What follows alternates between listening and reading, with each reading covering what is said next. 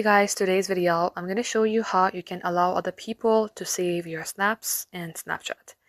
So first of all, get logged into your Snapchat account, then you will see a page like this. In here, tap on chats. You will see all the chats. Now here, you're going to have to tap onto the profile whom you would rather save your chats. So for example, if this is the person, tap three dot icon, then you will see chat and notification settings. So tap onto it.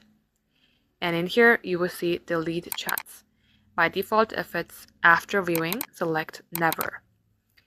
And as you do that, again, locate the same button, tap on chat and notification settings. It says keep snap and chats. You're going to have to toggle this on. And likewise, guys, once you toggle it on, the snaps will now be saved in your chats if the recipient wants to. So this is how it's done, guys. Thank you for watching.